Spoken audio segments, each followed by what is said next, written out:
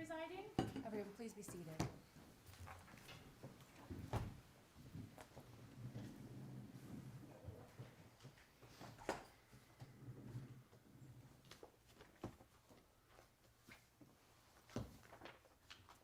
All right, we're calling the case of the people of the state of Michigan versus Peyton Bradley Ferris, D2401566ST. Counsel, can you place your appearances on the record? Gabriel Holmes for the deal. Good morning, Your Honor. Michael Nunn, on behalf of Mr. Ferris, who's present today. Thank you very much. Sir, can you stand up? Please tell me your full name.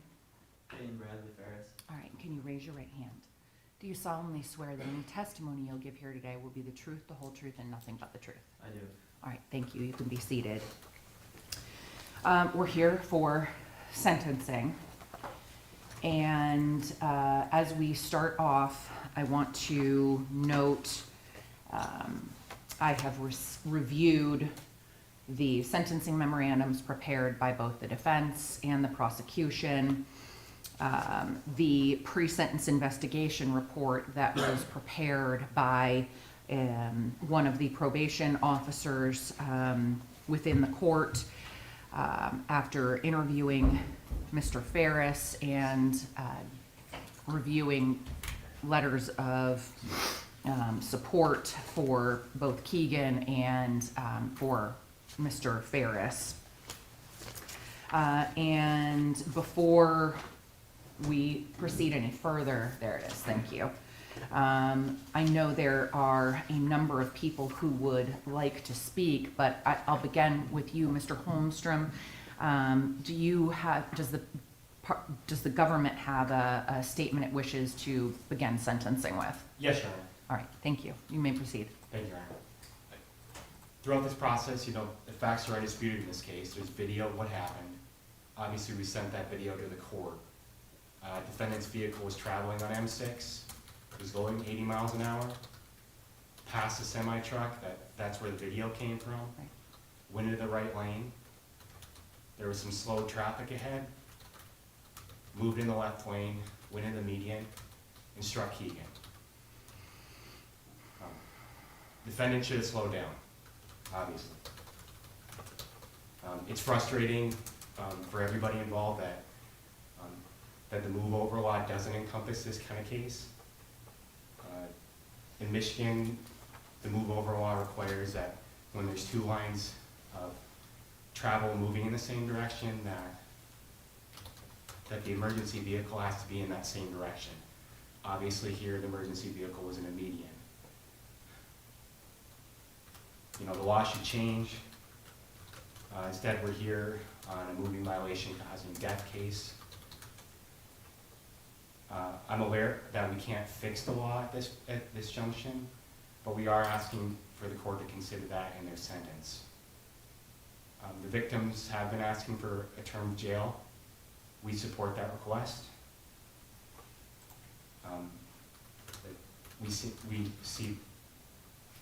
We believe that request is appropriate here, Your Honor. Lastly, we would ask for obviously restitution. There is some restitution costs involving funeral expenses that we will get that information over to the court, so we would ask for restitution to stay open. I just want to thank you. Lastly, I just want to thank the family of Keegan. They've been very respectful throughout this process, and it's just a very difficult time for them. And there's nothing about this process that's it's a tough day for everyone. So thank you for the court's time and attention, and we just ask that, of course, when they make their statements, the court listens. Thank you. Yes. Before we proceed into hearing from the defense, I'd like to give an opportunity for everybody who wanted to speak to speak. And I have a list. I don't know if this is the order you'd like to proceed in, but I'll call it in this way, and if that works, we'll do that. All right, first I have Matt, Keegan's father. I would like to go last, Your Honor. Understood. We would like his siblings to go first. Okay, who would like to go first then? What's your name, ma'am? Maggie. Maggie, come on up. And they come stand with me. Of course they can, yeah.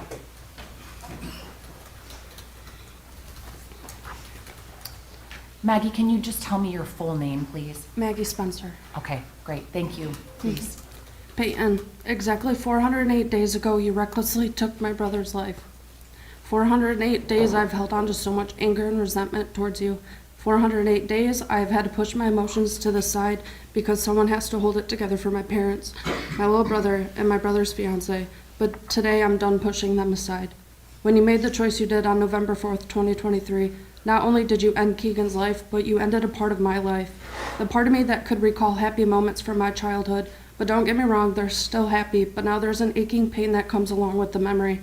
The part of me that was so excited for all the memories Keegan and I were going to make with our kids growing up, so close in age, but now I have to live a future making those memories without him. I now have to go longer without him than I did with him. He was supposed to be the person I grew old with, the person that would sit on my porch while we are old and gray and laugh about everything we endured as parents. But now Jack and I will be sitting on my porch with our third chair empty, wishing he was sitting there next to us, wishing he was able to reminisce on our long lives together. I remember so many things from November 4th, like how the weather was actually nice out for Michigan weather in November, how moments before I received the call from my father that something just fell off. I still remember word for word what my father said to me as he had to break it to me that my brother's life was cut too short. I can still remember the feeling of my shirt all of a sudden becoming way too tight and my chest feeling like it was stabbed thousands of times. As I was struggling to breathe and form any words, I had to break it to my stepdad and my mother that the boy who made her mother was killed by a negligent driver. Hearing her scream and collapse to the floor will forever be engraved in my brain. I remember going numb and falling to the floor myself, begging God that they had it wrong, that it wasn't Keegan. I will forever remember the feeling of having to break it to many family members and friends, but especially my husband, who was once so close to Keegan, or having to comfort my grandmother because she kept telling herself that it wasn't real, and she was just waiting on my dad to call her and tell her everything was fine. That feeling of helplessness, because this was something that no matter how hard I tried to fix, I'm a fixer. I still replay that day over and over and probably will for the rest of my life. That day will forever haunt me. I still have the screenshot of his location at the time of his death and the scanner page that posted that slim details of the accident. But now that we are over a year into this, I still have no answers, so let me ask you these. Did you even get out of your car to check on him? Did you attempt to do life-saving measures? Did you sit with him until the other first responders got there so that way my brother wasn't laying in that ditch by himself? Did you check on my niece? Because I know she was screaming loud enough for you to hear. Anytime her daddy was out of her sight for longer than 4 seconds, she was screaming and crying for him. So I know it had to have been heard. Did you call 911? Peyton, what did you do once you struck and killed my brother? I've seen so much cowardness from you and your family since my brother's death, and I hope that you all know my brother would have never acted this way if he was in your shoes. He wouldn't have been liking Facebook comments under posted news articles of people writing disgusting comments about the accident and disgusting comments about Keegan. He wouldn't have skipped out on court dates just to be seen on Facebook. Mind you, this is the same exact day that you skipped out on a hearing, posting about somebody trespassing hunting land. Keegan wouldn't have been posting about living his best life and shooting animals or fishing just a few days after the accident. He wouldn't have been going on trips out of state and avoiding what happened November 4th, 2023. My mother wouldn't have been posting on her Instagram stories of her recording and promoting distracted driving, stating she knows it isn't technically legal, but it's only her in the car so no one else is at risk. Then continuing to talk about mourning doves out of anything. Ironic, right? My family also would never look at yours and tell them to get over it. It's tragic on both sides, while standing in this very hallway of this court. Keegan would have owned up to his actions and taken the charges he was handed, and my family would have made sure to show you remorse and respect. I hope you realize by doing what you have, by avoiding owning up to your actions, that this isn't only a slap into my face or my family's face, but to all the towers sitting in this room, all the towers outside, and all the towers who are risking their lives right now on the white line. Keegan's life and every other tow operator's life mean more than a misdemeanor and a pitiful small fine. You deserve to sit in jail and miss out on things just like Keegan has to for the rest of his life. All of the tow operators and my brother deserve that justice. My parents deserve to see their child's life means more than this. My niece deserves to look at all of this later in life and see the justice system didn't fail her father, my little brother and I deserve to see justice be served for Keegan, as he would have fought tooth and nail for it to be served on a gold platter. All in all, Peyton, I have so much more that I want to say to you, but I have to cut it short due to the room we are standing in. As you enjoyed all your free time and continue to make memories with your little brother, I've had to mourn my past life with my brother. I had to choose the exact casket my brother was laying in, the outfit he was laid to rest in, and all the details of his funeral. I had to mentally battle myself to walk away from my brother one last time as he laid in the casket, as you got to go home to yours every day since the accident, and for that I will forever hate you. I hope that when you are done here today, you'll remember all of our faces, all of our voices, and all the pain you inflicted. I hope that when the day comes when his children reach out to you, that you can look them in the eye and tell them the truth on why their dad was killed.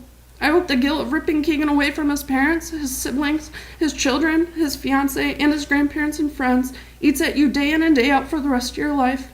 I hope November 4th, 2023 plays in your head every single time your mind gets quiet, as we now have to live the rest of our lives without Keegan Spencer due to your negligence. Running from the consequences might save you in this lifetime, but I promise you that it won't save you when it comes to being face to face with my brother again. And you might want to rethink ever calling for a tow truck. My kindest regards.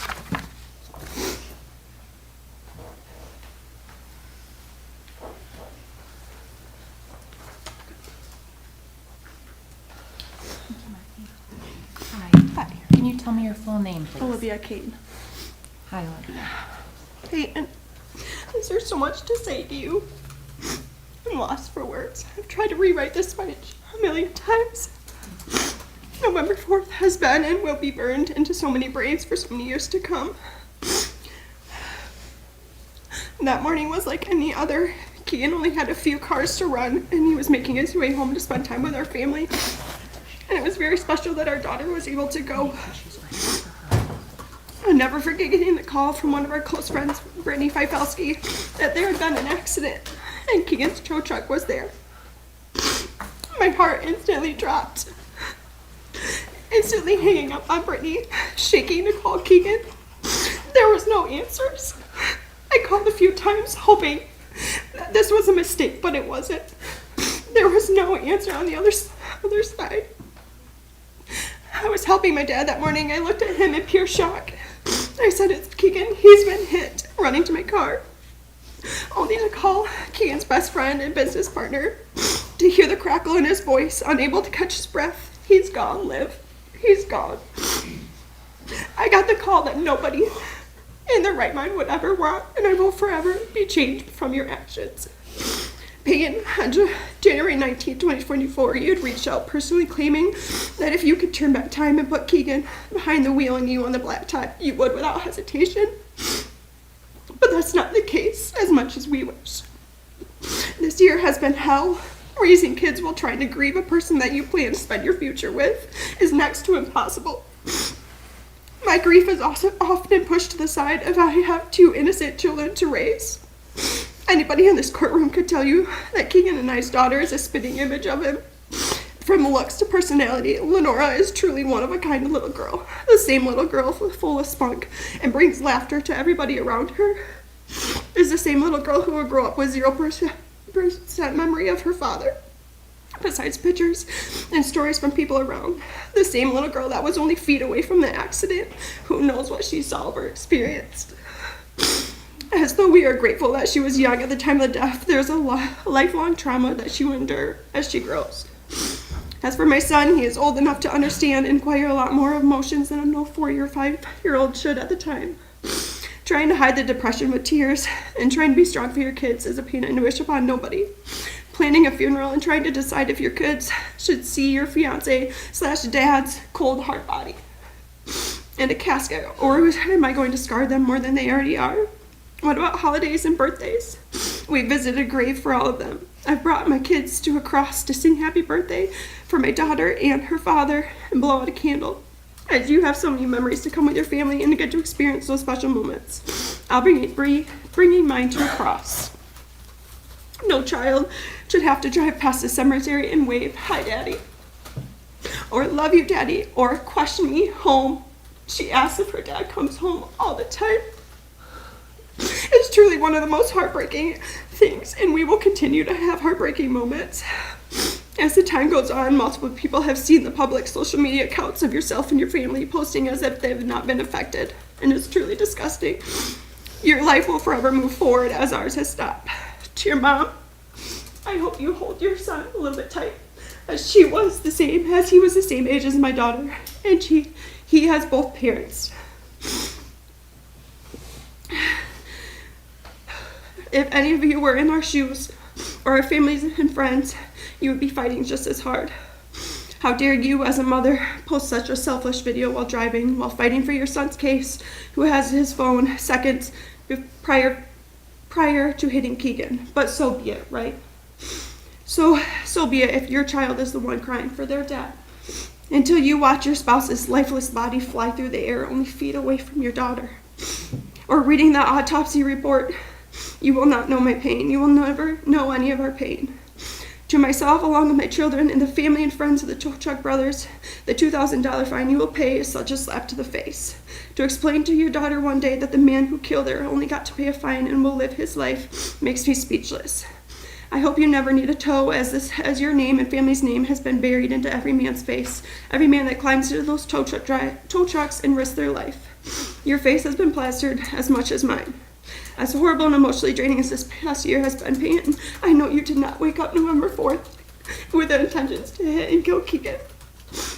It is a hard day for all of us, but you will never know our pain. Peyton, I hope when the time comes and you create a family, and when that sweet innocent child calls you dad, I hope Lenora's face haunts you.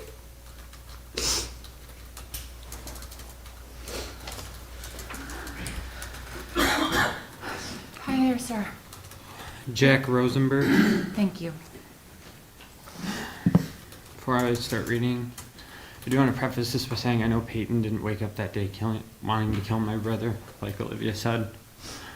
Obviously, that would be no man's intention. But Peyton, I'm not here to show you any remorse or give any closure to you. Your actions on November 4th are the cause of two things: your own inescapable actions and idiocy. Your own incompetence is the reason my family will ache every day. It is the reason he doesn't get to marry his fiance. It is the reason he doesn't get a father and daughter dance. It is the reason that people will always hurt. A heart of gold and nerves of steel, those things are gone due to your actions.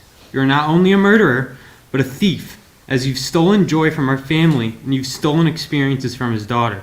You've stolen a hero to people in need, and with that title, you are forever in debt to me, my mother, my sister, my niece, and her mother, and the 800 people that I spoke to at his funeral. Those people you will forever be in debt to. As you've stolen a life, and as I stand here and say these things to you, I truly hope I live to see the day you pay your debt, Peyton. In these 13 months, I've learned a lot.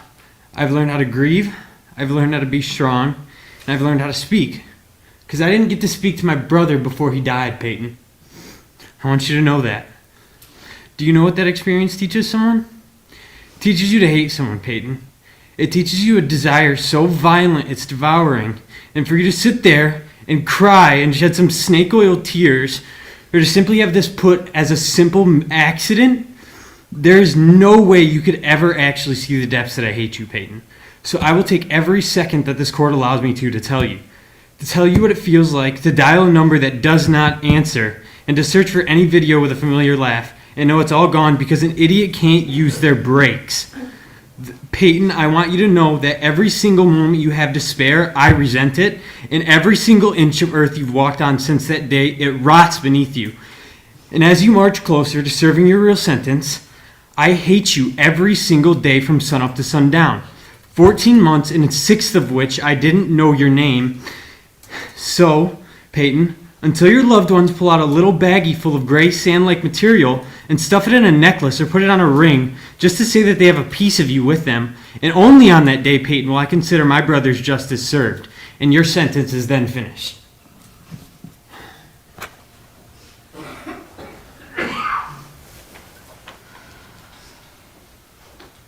Who would like to speak next? I have Matt, Miko, Caleb, AJ, Kim, Sharon, and Andrew left.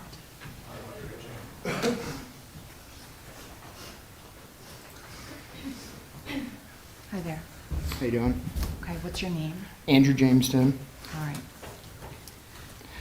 Good morning. My name is Andrew Tim. I'm the owner and operator of Tozilla Towing and Recovery. Keegan Spencer was my friend and business partner. I am honored to stand before you today, invited by Keegan's parents to share the impact of the loss his life has had on my life and business. As I reflect on who Keegan Spencer was, I am reminded that the countless ways he has inspired me. Keegan Spencer was more than just a friend. He was a guiding light in my life. He was the voice of wisdom. I turned to whoever I needed expert towing advice. With his vast experience, he was a shining example of excellence and privileged to call him my friend and business partner. Peyton's negligence while driving has significantly altered my life. This case has been termed a freak accident, but I'd like to highlight the importance of accountability in such situations. Did Peyton's actions, speeding and using his cell phone, result in reckless decision making? If I had been driving my tow truck in similar fashions, would I face severe consequences? Why should Peyton's actions be treated differently? Peyton's reckless decisions have far-reaching consequences affecting all of us in profound ways. His negligence has led to significant financial burdens, including the substantial legal fees and defense battle with the state of Michigan. This ordeal has severely impacted my business and home. However, I remain committed to finding ways to heal and move forward, even in the face of such adversity. As parents, we strive to guide our children, teaching them valuable lessons and helping them grow into capable individuals. Lauren, Peyton's mother, recently social media post has left me disheartened. While driving down the road, she makes a video just a year after Keegan's death about how she is alone in the car. Even though it is totally illegal, she stated she's only putting herself at risk. I'm sure that that's what her son was thinking seconds before striking my best friend. If he had been taught better, would I have had to cross that highway that day, see my best friend's lifeless body in the median of that highway? Would I have to pick his daughter up out of that tow truck that day, bawling her eyes out? Would I had to have called his father and fiance and given the terrible news that hope I never have to give anyone again in life? I guess I will never know. I am firmly convinced that this incident was not merely a freak accident. Rather, it was a preventable tragedy resulting from neglect and distracted driving, which is being downplayed. My only hope now is that you will take a stand to ensure Peyton is held accountable for his actions and neglect, which had devastating consequences, including the loss of our beloved brother, son, fiance, and friend. While the original accident on the highway was an unforeseen event, Peyton's reckless behavior was entirely preventable and inexcusable. While I do not think Peyton warrants a decade-long incarceration, the alternative charges seem more appropriate. Nonetheless, I am convinced that a shorter period of imprisonment would allow him to introspect and emerge a deeper understanding of the mistakes he made the day which he took Keegan Spencer from us. In the last 3 weeks, 3 state troopers, 1 fire truck, and 3 tow trucks had been struck. When will it be enough? How many of us have to be struck and injured or killed for you to start setting examples that we will not tolerate this behavior anymore? Day by day, we're losing roadside and emergency brothers and sisters. If something isn't done soon, we'll be facing the ugly truth that no one wants to be the next victim in a tow truck that is struck in the roadway. I know I don't want to be, but every morning I get back up, I get in that truck to make him proud, to keep the legacy that we're fighting so hard to build together.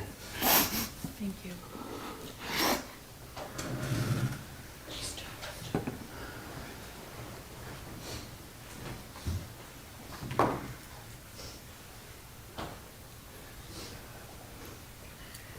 Good morning.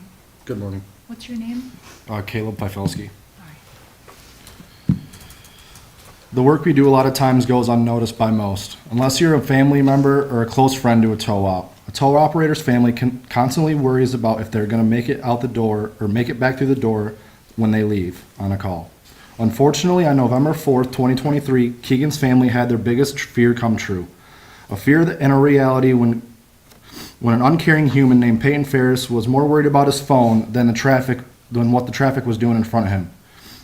He struck and killed my best friend and brother that I love dearly. Because of you, Peyton, my family has an even bigger fear when I leave the safety of my home to go out and to help others because of people like you. My sons no longer have a Uncle Keegan to call and talk to or see at my shop. My wife no longer wants me to be doing a job in fear that I'll never come home. And I will never get a phone call or a text or anything from a best friend that I love dearly.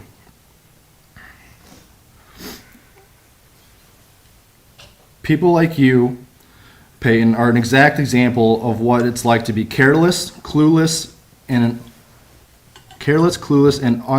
in this unfortunate case, a murderer.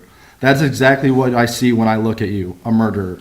I truly believe that this accident could have been avoided just by simply paying attention and following the state laws of no texting and driving and slowing down and moving over.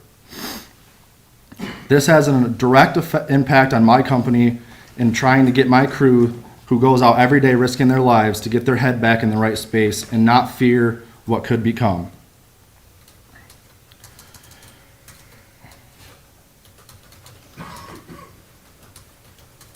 And I wish I could just blame you, but I can't. I believe you were raised this way, careless. Reason I say that is your mother, who is here with us today, posted on Instagram while driving down the road saying, and I quote, "All right, so I am recording, which isn't terribly legal, but so be it. I'm the only one in the car, and so it's just me at risk." I find that a slap in the face knowing that after your son killed my best friend that from being on his phone, and you were the only one in the vehicle. Someone so heartless could say such a thing. The fact that you killed someone and your family continues to do the exact thing you did to cause the accident is absolutely mind-blowing. Obviously, no lessons were learned, which is why I strongly encourage this court to place a strong, harsh penalty in this case and any other struck roadside worker. Our lives matter, and today it sure doesn't feel that way. We deserve to go home to our family just as much as the police officers, EMT, and firefighters do. I can sit here and talk about my family and how this has affected them for days, but the fact of the matter is, because of your action, there's a little girl and a boy that no longer have their dad with them today.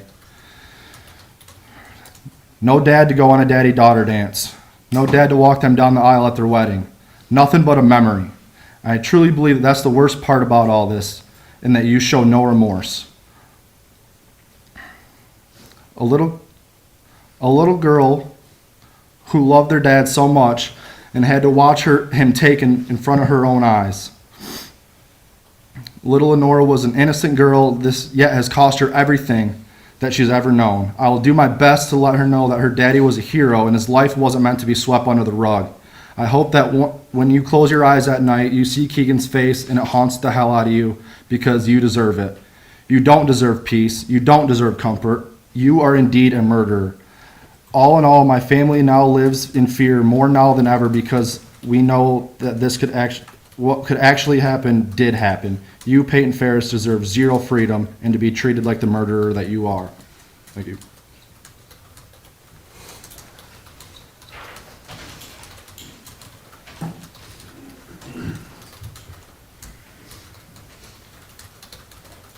Hi there, ma'am. Good morning, Your Honor. Good morning. What's your full name? My name is Kimberly Ball. Thank you. So my name is Kim Ball, aunt of Keegan Spencer. I appreciate the opportunity to speak words about my nephew and the impact that Keegan's death has had on all of our family and friends. As you'll hear today, Keegan touched the lives and hearts of his family, his friends, and even complete strangers who needed his help. He was special, one that would go out of his way if needed anything. His kindness was exceptional. I miss my nephew. My heart aches over his absence. I miss the random messages asking if I was home as he was making a trip to Traverse City and just wanted to stop by my house on the way and say hi. I miss the quirky smile. I miss the heartfelt voice that he would tell me things about going on in his life or about his daughter, and my heart will ache for a lifetime for him. As you are aware, this tragedy has affected all involved, including our family and friends, and theirs as well. As such, I would like to reflect on my upbringing involving responsibilities and consequences of our actions. I believe society, including our legal system, strives for individuals to accept responsibility for their actions. Acceptance has many forms. They may be things including remorse, monetary compensation, incarceration, community service, and facing emotional stories of everyone impacted by the significant loss perpetuated by the tragedy. When most of us think about consequences, we think of it as some sort of punishment for bad behavior. We have to live with the consequences of our actions. But we need to think more broadly than that. We go through life making decisions with the intent of kindness, while other times with bad judgment. But we have to have an effect, but we always have an effect on the world and the people around us. The acceptance of our actions teaches us, trains our minds, and guides us in the future over decision making. I realize acceptance of responsibility is a very difficult and uncomfortable position. However, true acceptance means not making excuses and facing your victims. These victims include family and friends, to understand how one's individual actions had altered their lives forever. Throughout these proceedings, it was noted that the defendant attended via video conference. Although this may have been within his legal right to do so, it also shielded him to some degree from truly accepting his responsibility. The perception of this decision could easily be construed as an attempt of self-preservation, rather than acknowledgement of any wrongdoing or acceptance of responsibility of the role he played. Mr. Ferris stands before you as a man who, while operating his vehicle, took the life of my nephew, Keegan Spencer. His actions created a ripple effect like one in a pond, spreading out and affecting not just Keegan, but his family and friends that will never stop. As a responsible citizen, from the moment he sat behind the wheel of a motor vehicle, he should assume responsibility for everything that he did while in that vehicle. It does not matter if it's roadside construction, an emergency worker assisting another, a first responder, or someone simply changing a tire on the side of the road. He should be held responsible for properly and safely navigating his vehicle down that roadway. He should be responsible for being aware of his surroundings, for slowing down when other traffic does, maintaining a safe and legal speed, a safe distance for those around him, and not allowing himself to become distracted. That's everyone's responsibility as a driver. You're part of the action, and if you cannot, then you should be ready to accept the consequences of your decisions. There is no way to go back to that day and change what happened. I wish I never knew Mr. Ferris. I wish our worlds did not collide on that November day. I wish our families did not have to endure this tragedy caused by his actions. A tragedy that, had decisions been made differently, had Mr. Ferris' actions been different, would never have happened. And I also wish I truly knew if he accepted his own responsibilities.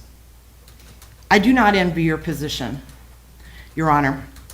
In navigating the complexities of the tragedy, in making a ruling there are many factors which have to be considered, including acceptance of responsibility. I suspect the final decision will have to be made in a matter that attempts to serve societal expectations, while at the same time providing acceptable consequences to the defendant. Emotions are high, and I fear acceptable consequences cannot be reached unless there is some way to bring Keegan back. Unfortunately, that is not a decision the court can provide. But I do ask you, Your Honor, that Mr. Ferris's actions do not go unanswered. I ask for justice for Keegan. I would like to pray for everyone who's been impacted by this tragedy, including Your Honor. Whatever decision is rendered, I hope the memory of Keegan is not lost and that Mr. Ferris learns a valuable lesson for his lifetime. Thank you. Thank you, Nicole.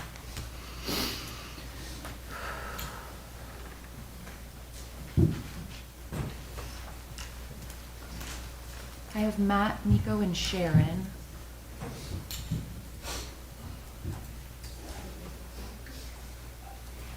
Are you Sharon? Are you Sharon? I am Sharon. Okay, could you put your, state your full name, please? Sharon Langford. Okay, thank you, Ms. Langford. I am Keegan's grandma. Keegan was my first grandchild and only grandson. From the very beginning, we had a special bond. As a child, Keegan spent a lot of time with us. We have a pool and he loved to swim. We baked cookies. He loved Jell-O with whipped cream, which he called frosting. One Christmas, he wanted to make the whipped cream. He whipped it, and unbeknownst to me, he added the sugar. The whipped cream was almost pure sugar. Key and Grandpa would go camping in the woods behind our home. They would put up the tent, build a fire, roast hot dogs and marshmallows. Every year, we spread 30 yards of mulch. Key was there to help us every year. When he was 5 or 6 years old, he shoveled 2 yards of mulch off our truck all by himself. Even at that young age, he had a great work ethic. As he got older, he was there to help us no matter what. We took Key and his sister Maggie to Disney World, Toledo Zoo, Cedar Point, many other places. We made many trips with Key and Mags. Keegan's Grandpa Don had a record business, and as a baby, Keegan would ride along on the record calls. Key would spot a wrecker on the road long before we saw it. He would say, "Tow truck!" Wreckers were in his blood at a very young age. Then Key's dad, Matt, started a wrecker service. Matt was a second-generation tow operator. Key was a third-generation tow operator and was just getting ready to start his own business. I do believe if Keegan had not had his life cut short by a distracted driver, Nora, Keegan's daughter, who was with him when he was struck and killed, possibly would have been a fourth-generation tower. She has towing in her blood too. She loved to go with her daddy. By the time Key was 9 or 10 years old, he could hook up a car all by himself. It was hooked right and ready to be towed. People were in awe and they would ask, "Does he really know how to do that?" At the age of 16, Key started driving wrecker for his dad and gained much experience. Many times his tow friends would call Keegan and tell him they had this situation, and what do you think I should do? Or if Keegan was able, he would drop whatever he was doing and go help them. Sometimes he would drive an hour or so just to help a tower friend. After he was killed, they had bracelets made up that said WWKD. What would Keegan do? Key was a hard worker and worked many long hours in the snow, the heat, and the rain. He would say, "It's a good day to be a duck." Key would call me and say, "Grandma, I have a few minutes between calls. Will you make me some French toast or scrambled eggs? I'll be there in 10 minutes. He always gave me a hug and a kiss when he got there, and a hug and a kiss and an "I love you" when he left. We knew Key had a lot of friends, but had no idea how many until over 1,100 came to his visitation. 600 to 700 tow trucks with over 1,300 attending his funeral. Towers from all over the country and Canada reached out to our family. They had met Key over social media. Key was a person that if you met him once, you liked him and remembered him. He built hundreds of relationships this way. I met a gentleman who owns a huge tow company when we were at the Chattanooga Tow Museum, where Key was inducted on the Wall of the Fallen.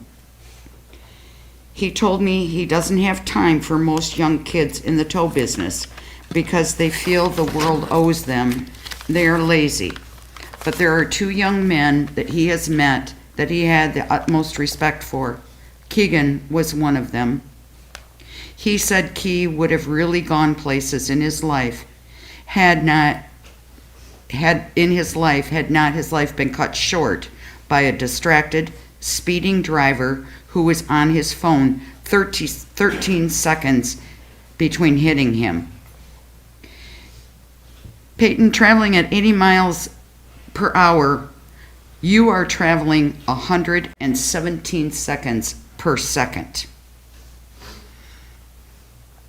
My husband is a retired state trooper, and he was an accident reconstructionist, and he calculated this out for me. Peyton, the day you struck and killed Keegan was one of the worst days of my life. I remember when Key's dad got the phone call from a fellow tower that a record driver from Towzilla had been struck and killed. My body went limp. Then I was in denial, telling myself it wasn't Keegan. Matt immediately left, and within a few minutes, Key's sister Maggie was there. I kept telling her that we don't know it was Keegan. She kept telling me, Grandma, it was Keegan. I just couldn't accept it. I was in a fog for months. I still wait for him to call, text, or walk through the door. Key loved his family, especially his daughter Lenora. He was so proud the day she was born. You could see the love in his beautiful blue eyes, and she loved him. She was a daddy's girl, and you took that from her. Nora will never have her daddy at her first day of school, or to go to a daddy-daughter dance, or be at graduation, or walk her down the aisle when she gets married. Key and Nora will not be able to celebrate any of her milestones together. Because you chose to speed and be on your phone, her daddy is gone. Key only got to celebrate one Christmas, one Thanksgiving, and one birthday with her. Key also loved his soon-to-be stepson, Riker. Peyton, you killed him on November 4th, and on November 15th, Key and Riker had plans to go hunting. Because of you, that little boy didn't get to do that. Key loved his family and worked very long and hard hours to support them. He was the provider for that family. Lenora was in the wrecker with her daddy the day you struck and killed him, taking him away from all of us. When the day came I could think straight, I didn't want you, Peyton, to go to jail for a long period of time because you were 18 and I thought you would have to live with what you had done for the rest of your life. You have dragged this grieving family through hell. We have been to court 6 or 7 times with you showing up twice, even though at your arraignment, which you did not show up for, the judge told you you would be at all future court dates, and you said you understood. The first time you showed up, you, your family, your attorney met with the prosecutor. Our family and some of the tour friends of Key's were out in the hall waiting. When you and your family walked past us, showing no remorse, you were all smirking as if to you and your family it was just another fun-filled day in the Ferris household. No big deal. Second time you showed up was to enter your no contest plea. Because of you and your family's attitudes, I hope and pray justice will be served for Keegan and our family, and you spend a year in jail, maximum fines and penalties, and I would love it if the judge would make you pay child support for Nora until she is 18 years old or graduates. You and your friends have been posting pictures on social media of you, Peyton, living your best life. These are your words, not mine. You show no remorse that I can see for what you have done. I have seen pictures that you have posted on social media of you and your girlfriend while you were driving and you were taking selfies. Then your mother posts a video on her going to the grocery store. She made this video while driving, even stating, "This is against the law, but oh well, I'm alone." I'm sure Thanksgiving was a joyful time for your family because you were there to celebrate with them. We have had our second Thanksgiving without Key and preparing for our second Christmas without him. All we can do is sit around and talk about him. I hope and pray your mother doesn't have you home for Christmas this year, so she can see how it feels to have an empty chair at a holiday event. Maybe she won't think driving distracted is so funny then. In a way, I feel sorry for you, Peyton, because it looks like you have never been taught there are consequences for your actions. Well, young man, I hope and pray today will be the day you learn there are consequences for your actions. I hope the judge gives you the maximum penalties, 1 year in jail, fines, costs, restitution for the funeral expenses, and child support. Maybe then this won't be such a joke to you and your family. Let your family try to enjoy Christmas or any other holiday or family get-together without you. With the attitude you and your family have, I think it would be good for you and them to experience what you and your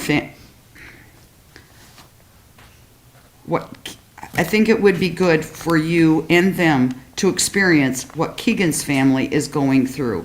For us, it is forever. For you and them, it is just 1 year. I am so blessed that the day before you killed Keegan, he called me just to say, Grandma, I love you and Grandpa more than you will ever know. And I was able to tell him we loved him more. Thank you, Ms. Langford.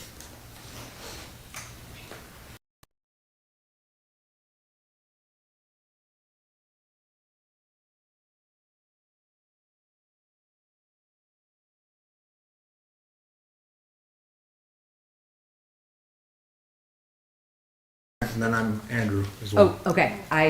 Sorry. Andrew Heikup, Your Honor. Good morning. Your Honor, my name is Andrew Heikup, and I stand before this court today as an individual, speaking only on behalf of myself, not in any official capacity or behalf of my employer. I'm here as a friend of Keegan Spencer, and as someone who, like Keegan, dedicated his life to protecting others on our roadways. Keegan and I shared countless hours on the front lines, responding to emergency calls, battling perilous conditions, and putting our own safety on the line to ensure the well-being of others. We both know the risks, yet we did the work because it mattered, because every life we saved, every vehicle we recovered was worth the sacrifice. But no amount of training, vigilance, or courage could prepare us for the senseless, preventable tragedy that claimed Keegan's life on that fateful day. Keegan was struck and killed by an 18-year-old who couldn't be bothered to pay attention to the road. Keegan wasn't just a name on a case file. He was a son, a friend, a father, a beloved member of our tight-knit community, and a lifeline to those in crisis. His life was cut short because of sheer reckless disregard for the value of human life. Keegan is gone forever. His family will never see his smile again, never hear his laughter, never watch him grow old. His friends, including myself, will forever feel the void of his absence, haunted by the knowledge that we lost one of the finest among us to someone who couldn't be bothered to look up from the distraction. Yet here we are today, faced with the horrifying prospect that the person who took Keegan from us may receive a mere slap on the wrist. Your Honor, anything short of the maximum sentence permitted by law is an insult, not only to Keegan, but to every roadside and emergency worker who puts their life on the line every and each day. If our lives mean so little, then what message does that send? What does it say to the public, to the families of those who serve, to our brothers and sisters who are already bracing for the next moment of danger?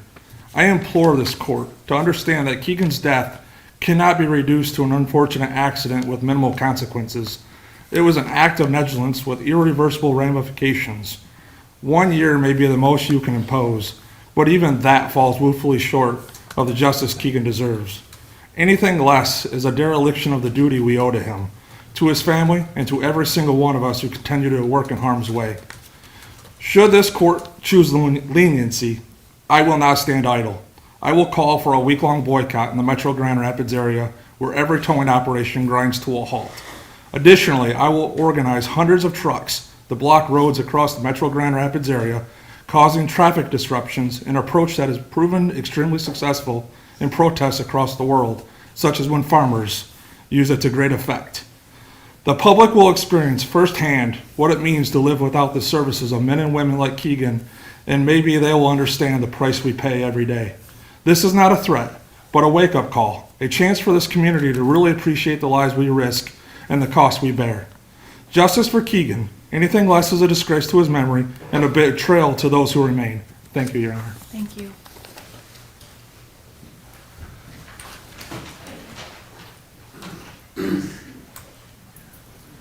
Sir, I'm sorry, Matthew, could I wasn't on the list, I was supposed to be.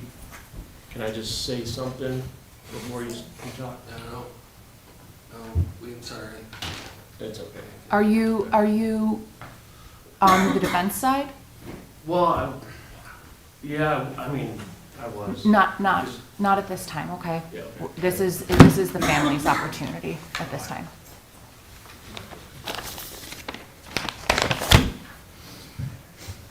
Would you like me to see that, ma'am? Do you want me to, or are you just putting it there? I'm just gonna put him here for a minute. Okay.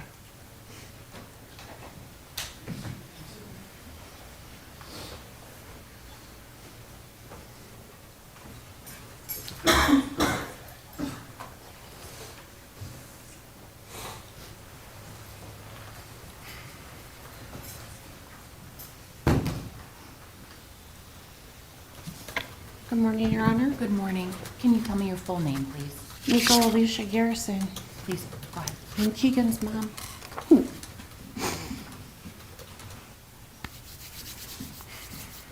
There's something that I would like just a minute, so you can hear. That's not just somebody we're speaking of today. I want you to feel the human that took my granddaughter's father. Hi, beautiful girl. Hi. Hi. Hi, beautiful girl. You know you're beautiful. You know you're beautiful. You know you're beautiful. It's not just you at risk. It was my son and my granddaughter in that truck. Was it just you at risk? Don't shed tears. He came home every day. Every day. Ms. Garrison, I need you can't address people in the gallery. You have to address the board, please. I have thought a lot about what I wanted to say today.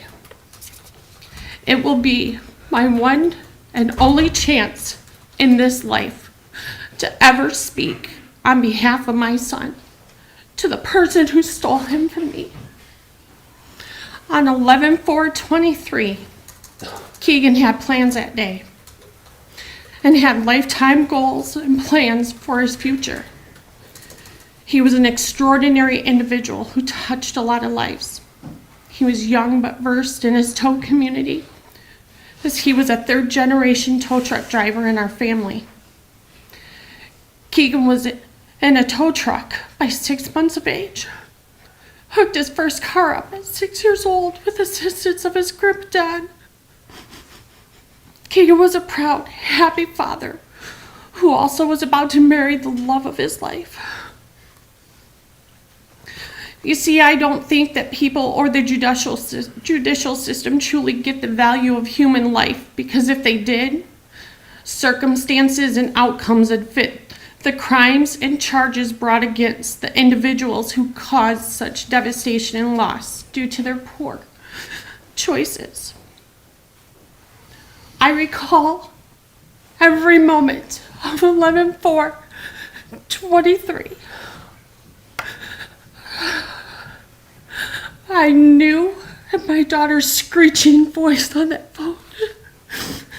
I knew, and I'm not ashamed that my soul left my body. I fell to the floor. I lost bodily functions. And I screamed to God. Because 30 years ago, my dad was hit and killed in the same manner.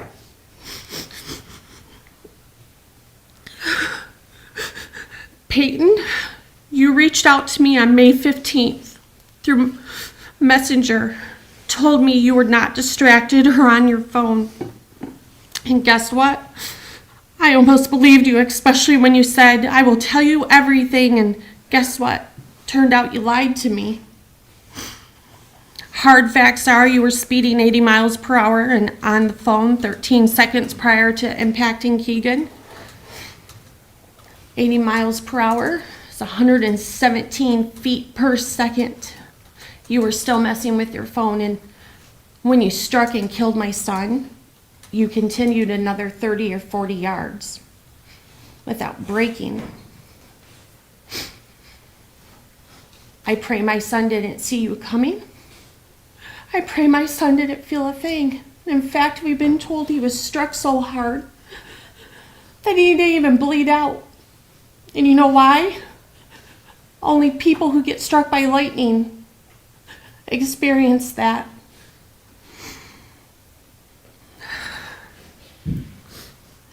I thought I may have had some room to give you grace for being honest, because I believe in God and God believed in grace. But now I have no grace. It's not for me to give. It is in the hands of God and also karma. You have dragged out the outcome of this justice system in a very cowardly manner. Keegan would have never done this to any other family. If he was in your shoes, he would have owned up to his actions and took his punishment. He would not ask for a judge to give an insight to his punishment. He would have taken it with no questions asked because he was such a compassionate individual. And he would have never lived with himself if he caused someone to lose their life, let alone in front of their child.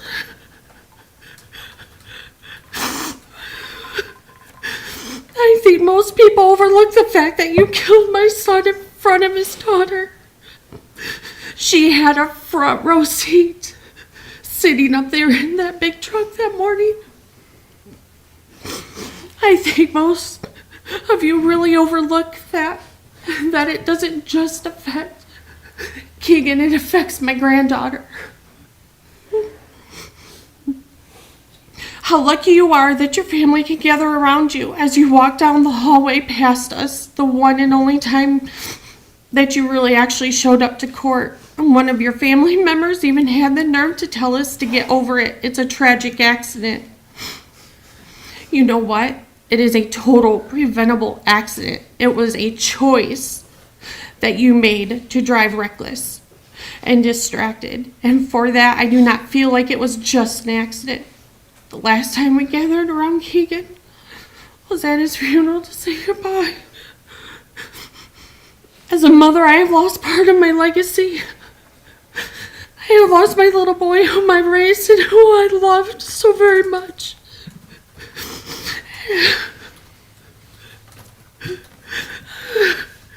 He will never have the opportunity to raise his daughter, which is his legacy. I will not see him marry. I will not dance with him at his wedding. I will not see him achieve his goals he set because you stole his future with no remorse, which is something that I would like to say is very, very frustrating. And on that note, I would like to bring something to your attention. You do realize that fishing and making Facebook reels for the public to see, or your YouTube page that you post about you fishing, even your latest video 3 months ago, that shows no remorse. This hasn't affected you. I've seen the pictures of you driving. What was that pink headband you had on? Posting your selfie in the truck with your girlfriend? November 2023, happy Thanksgiving. I don't think I could do that. I don't think I could go on and act like nothing's happened, because I value human life and I have respect for human life. You have literally gone to social media and made these videos and posts like your world has never stopped turning, but for our family it has. We're still at 11/4/23. You have not learned your lesson, even after taking Keegan's life. My hope for your future is that you may grow up someday, and that you remember 11/4/23 and you see it and hear it every bit over and over in your mind for the rest of your life. Because every day I sit and wonder over and over if my son even saw, had time to fear, if he tried to run from you. I wonder what the last thought in his head was. Remember on your birthday that Keegan will never celebrate another birthday because of your actions. When you get your paycheck, you remember that Keegan can't work or provide for his family because of your actions. That on Christmas, while you celebrate with your family, that is Keegan's favorite holiday. And he can't celebrate or open gifts with his family because of your actions. That when you hug your mom, remember that he's not here and he can no longer hug me. In fact, the last hug I got from my son was 2 days before he died. And that's the last time I ever heard I love you. That if you're lucky enough that you get to get married, and that even when picking out the ring, because I got to pick out the ring with my son, when you get to pick out the ring and you get to say I do, remember Keegan doesn't get to do that because of your actions like he should have this fall. That if you are blessed with children and they reach their milestones, that you remember that there is a little girl who will not have any milestone that include her dad in any of them. When you set up your tree stand or you go out on your fishing trips, know that Keegan loved to do all of that and was getting ready to take his stepson that Sunday to go set up that tree stand to take him out hunting. Last but not least, when you get to spend time with your siblings, remember Keegan loved his siblings and had a little brother and a little sister who looked up to him, and he protected them with his entire soul, and you have stolen that from them. I hope that a dark cloud hangs on you because Keegan deserved justice. He did not deserve to die at the mercy of your hands because of your poor choices.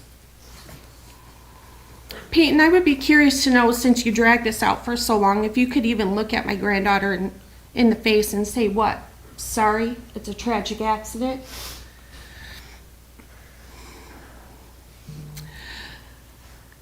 Sorry, I was in a rush and had to take the call, but I'm not guilty for taking your dad's life.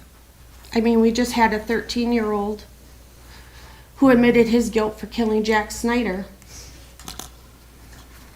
But you're a grown 19-year-old man that can't even utter the words to at least show some remorse to the family. You don't even have to say it, just no contest. So you don't actually have to say you're guilty, but in your message you said to me, and I quote, "You are correct, I took your son's life. Your son had absolutely zero fault in the accident in front of the truck," end quote. You saw his truck lights and still chose that route. You did not have a semi sitting on the right, like you said. You told me. You had a semi that was behind you. And even after admitting it to me in your own words, you still stand here and plead no contest instead of doing the right thing, which would be admitting and pleading guilty. This shows me no remorse for your actions. You have a lot of growing up to do, and you can't outrun the truth or God. So on that note, just know this. Just because my granddaughter is little doesn't mean she doesn't remember any part of that day, because she does. And she serves her own life sentence of grace just because of your actions.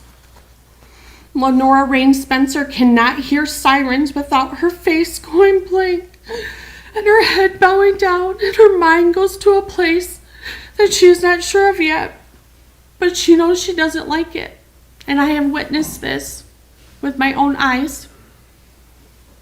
I also work in pediatrics, and at her age, they do start to retain memories, and someday she's going to learn why she retains those memories.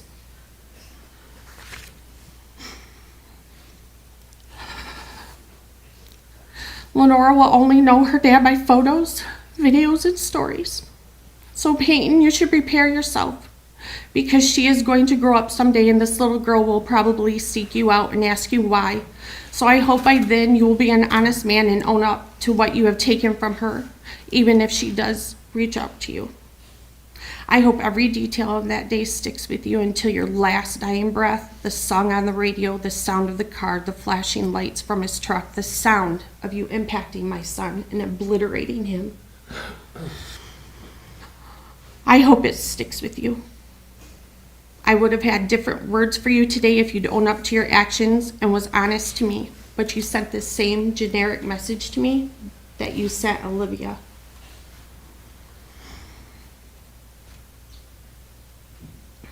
I am just disgusted now by the lack of honesty and humanity. Good luck and do yourself a favor and keep a good buddy with a tow strap on your side, because the tow community knows your name from here to Canada.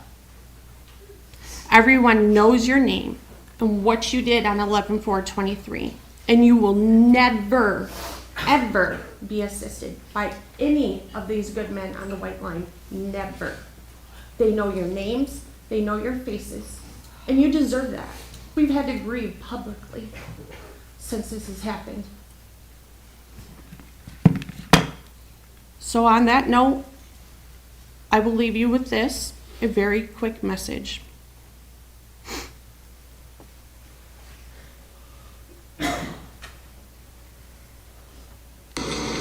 Alright, so recording this way probably is not terribly legal, but so be it. I'm alone in my car, so it's just me at risk, you know? But I'm just you at risk. All of them are at risk.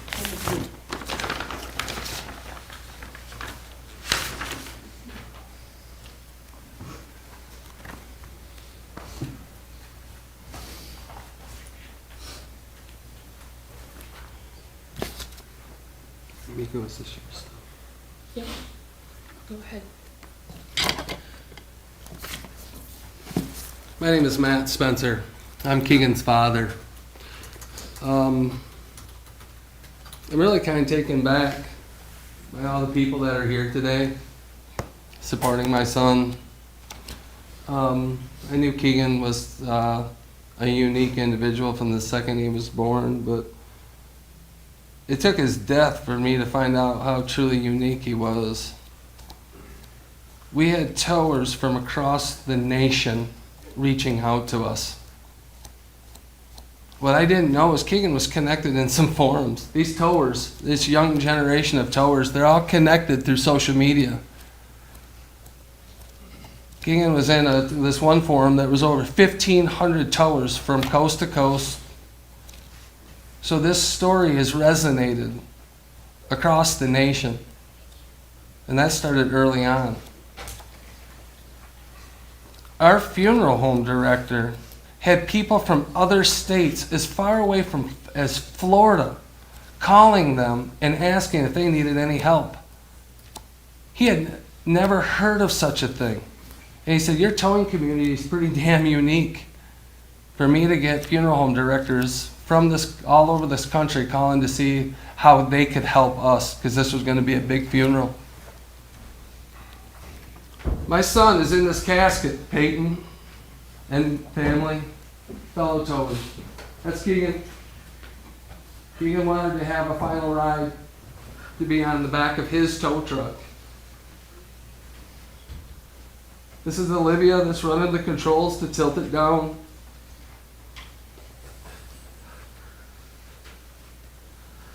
While his family and friends carried his casket to and from that tow truck. I gotta tell you, Peyton, I went to Washington, D.C. last March with 60 fellow towers from all over the country. This magazine cover, I walked in to legislators and I go, this is my son. I instantly had their attention that we've got to do something in this nation. This just isn't a Michigan problem. This just isn't a Grand Rapids problem. That we have distracted drivers all over this great country that are not following the law and that are not moving over and slowing down for emergency workers. There are 2 roadside workers struck a day in the United States. Every 6 days, an emergency roadside worker is killed. And with the attitude of your mother and the, oh, well, I know it's legal, I don't know how you can look at these law enforcement people that are in the room when their brothers and sisters are out getting struck on the road weekly. Just since Thanksgiving, I believe there's been 7 Michigan State Police cruisers hit, 4 fire trucks, 2 of them right in our area here, and 4 tow trucks have been hit just since Thanksgiving. You, Peyton, and your family have given me the tools to go across this nation with this magazine cover and get the loopholes in the law changed that you helped expose. That was from my heart. Mr. Spencer, would you mind handing that magazine? I looked it up online, but I'd Yeah, like to actually see the physical absolutely. copy. In here, we had 600 towers from across the nation. Came as far away as Kentucky to support our family. It was 7 miles from the staging area of all the tow trucks to the church. It took over 2.5 hours to park the over 600 tow trucks that showed up. That is the support that they were here for this young man. And Thank you. I have a profound letter. This is from a 7-year-old girl. Her mother reached out to me because this death has just devastated this little girl. Keegan was special to me. He was kind and sweet and friendly. He helped anybody with everything they needed. He was a kid like myself. He was my friend. That's Zoe. Keegan helped her mother. And that had such a profound effect on that little girl that she had reached out and wrote that.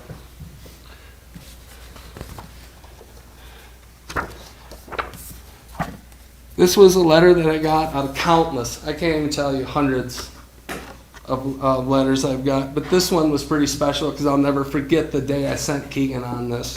It said, Mr. Spencer, my husband and I met your son when he came to our home last year to move a cabin for me. He was sweet, kind, enthusiastic, and very good at what he knew. Our hearts are broken over your loss. And when we attended the downtown procession of tow trucks, nothing will let us forget Keegan that day. Sometimes as parents, we are unsure of our methods, but it was easy to see that you raised a great kid. He will always have a small part in our hearts. I hope these treats bring you some smiles. These were folks that Keegan went out and helped. Countless stories. But this one was special because it was a very unique job. And Keegan, when I sent him out there, he called me back. He goes, I don't know how the heck I'm going to do this, Dad. And I'm like, dude, if anybody can get it done, it would be you. And it took him several hours, but he got it done. And it was a very impactful moment in those people's lives as well. So on November 4th, 2023, at approximately 10:45 a.m., my life changed forever. It was a colder but mild fall day, and I was walking out of my house to start my day when all of a sudden I heard an air horn from a big truck go by my home. I knew it was Keegan, because ask any of Keegan's friends, man, he loved that air horn, and he would blow it for as long as he could, right? I called him and we spoke about the 4 cars he had moved that day, where he was going, and that Lenora, his daughter, was with him. This was around 9 o'clock. I tried calling Keegan back around 10 or 10:30 because I'm like, man, it's gonna be a nice day today, and we were gonna start a hunting tradition. I went out and bought 4 hunting shacks, and I needed his help finishing up, getting those set up so we could start our new family tradition on November 15th, which I know you can relate because you're an outdoorsman. At around 10 to 10:30, I tried calling Keegan, and I had no answer. It was weird because I knew where he should be at. He should be on the road. I didn't really think much of it.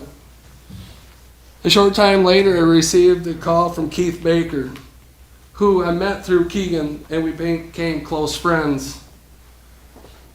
The state trooper just left one of his locations to go to a fatal collision involving a tow truck in Grand Rapids. I instantly told Keith, which Keith is in the room today with us, I go, Keith, it's him. I know it was him. I know what he was doing, and I can't get a hold of him, but he's not answering his phone, and I'll make some phone calls and get back to you.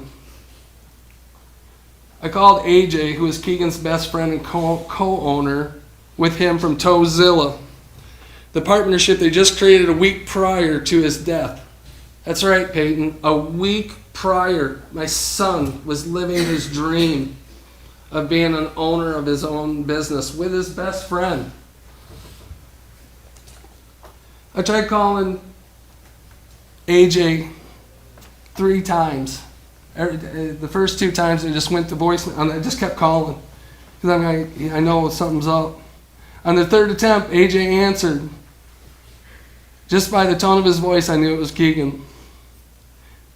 What I didn't know until later on is he could not answer the phone because there was a state trooper standing right next to him because he was fighting with the trooper to get my granddaughter out of the truck because she had sat there all by herself for at least 45 minutes because the police wouldn't let her get out of the vehicle. It was the safest place for her. The trooper said, AJ, don't you answer the phone. He goes, it's his dad.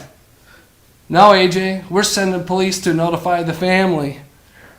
And I just kept calling. He finally ended up walking away from the trooper and told me the truth.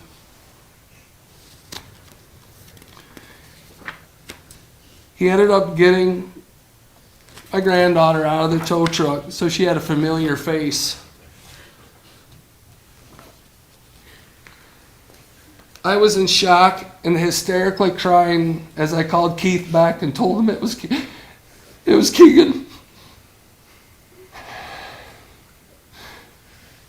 I told my parents, because I was at their house at the time, I told them what had happened. I called his sister and I ran out to my car and started driving to the scene of the collision. I just did that. I don't know why. Out the door I went. As I was driving, I realized that this was going to get on social media fast.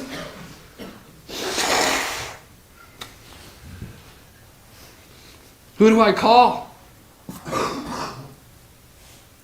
What loved ones do I want to hear this from me?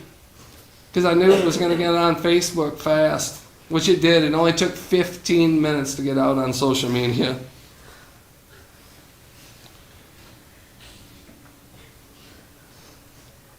As I drove up,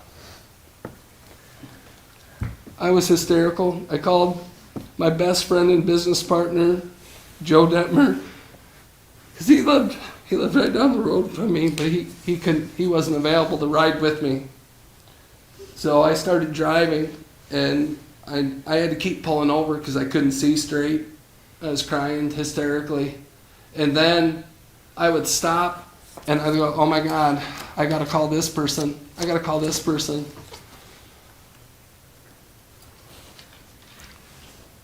When I got up to the accident to get off from M6, the state police had the county had the road blocked, and they told us to go to the park and ride just north of M6 on Broadmoor and wait for MSP to come talk to us. Within an hour, we had hundreds of tow trucks just coming into the park and ride just to hang out and support one another. I've never seen anything like that. We just had a bunch of total strangers, a lot of friends that just came and hung out. Didn't say a whole lot, hugged, and were just there. Our towing family had lost one to a senseless act. Once the police came and informed us of the initial findings of the collision, we were told it was an early 20s female that lost control of the car as the vehicles in front of her car were slowing, and to avoid hitting said vehicles, she swerved to the left and struck and killed Keegan, who was outside of his truck. Speed was a factor. Speed was a factor. And don't know why cars were slowing, police said, but 45 minutes prior to the collision, the police had a report of a dog running loose, slowing traffic. But there was no evidence of a dog. The news media has blasted that. We have taken a lot of heat from social media. Do stupid things, stupid results happen to you. People were blaming my son for his death. As you and your family liked those comments, it was like a knife getting jammed into my heart. There is no evidence of a dog. None. And let's get that clear. Even with the news media, there was no evidence of a dog.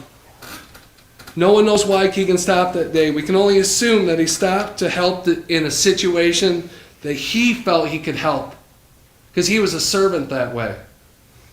Keegan was raised to serve. His grandpa served early on in the fire department, a volunteer fire department. We were instilled in that public service. That's why we were gravitated to the towing industry. Ask any tower in here. We serve the public even when they don't deserve to be served. We get beat up out there. We're getting run over. It's one of the most dangerous jobs in this nation. And it's just a slap in the face that you are even getting a misdemeanor on this.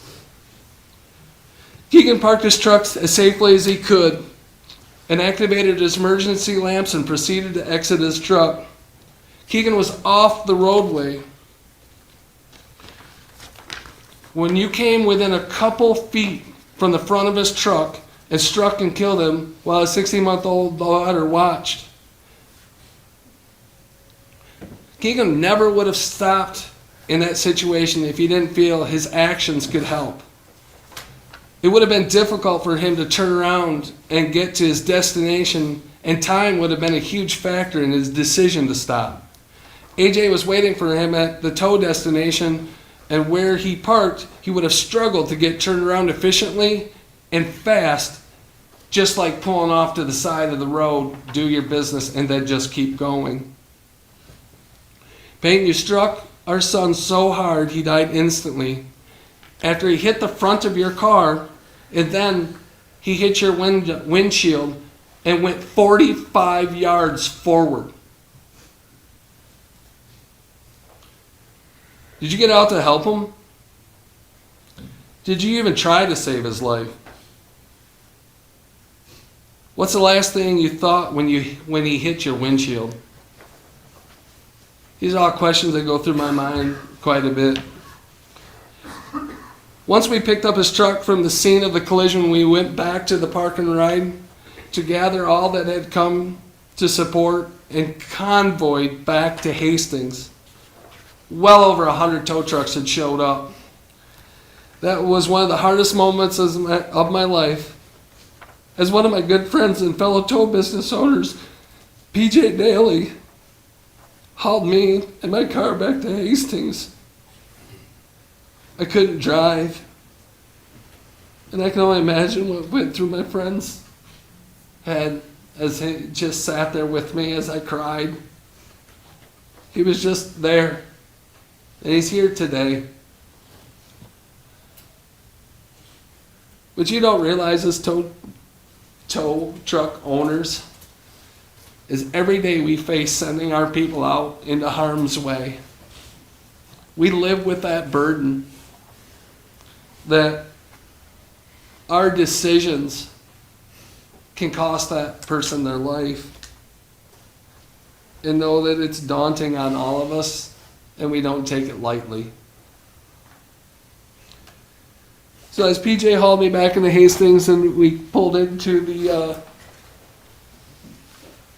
college, to the Kellogg Community College parking lot, I've never felt such sorrow with a hint of pride that my son had touched so many people that night. I couldn't believe all the just community members that came out and just hung out. And that night I gave 3 speeches that no father should have to do. Two were to news media, and one was to the crowd that gathered. What I didn't know was that day I was finding the courage to publicly speak. I'm not one to do that. I've never been one to publicly speak, and this has made me find the courage to tell my story to whoever will listen. Peyton, I cannot forgive you for killing my son. I truly don't feel you understand the implications of your actions that day. Your actions over the past year have proven you really haven't suffered a loss. You're delaying this court case along, not coming to court dates when Keegan's family showed up, and from you and your family laughing and smiling as you walked past us in the hallway.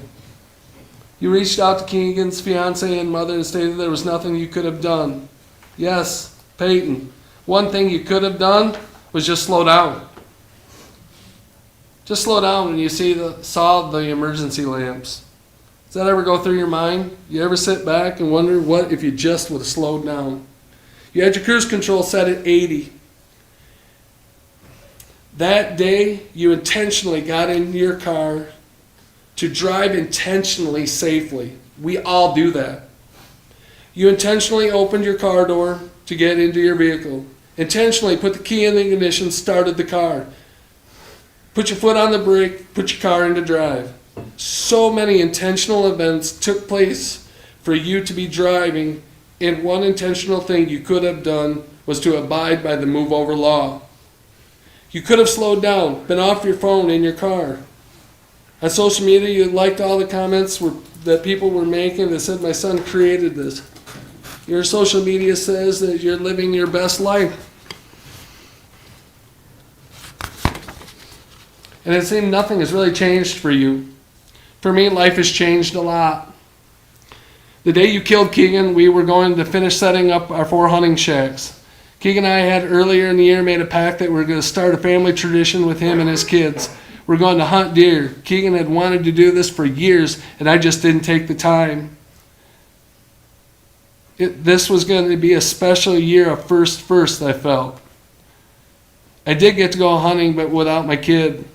I cried a lot, talked to God, and I talked to you. That day you ended the Spencer name. Keegan was the last Spencer in my dad's family, I believe. You took my firstborn and my only son. A little girl only will know her daddy from someone else's point of view. She will never know a true father's love.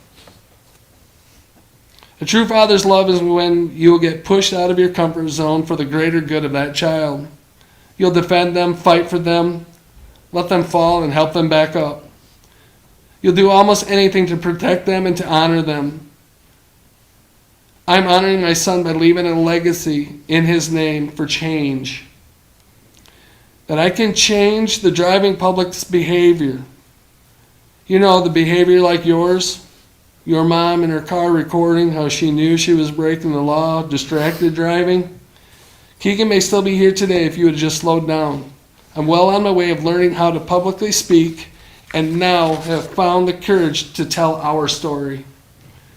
That's correct, Peyton. You, your mom, Keegan, and I have been chosen for this story. I will continue to share this story all over the country as I've been doing for the past year. You and your family have given me the tools to use to make this change. Some of the things I have done, I have made one educational video with a company called Haas Alert, who has technology to alert a driver before they approach a tow truck or any emergency vehicle. My son was honored and had his name put on the wall of the fallen. That's where tow truck drivers have their name put on this monument down in Chattanooga, Tennessee at the Towing and Recovery Museum. I spoke the day that my son's name was being put on that wall. I told Keegan's story to industry leaders and fellow family members who lost loved ones in the line of towing.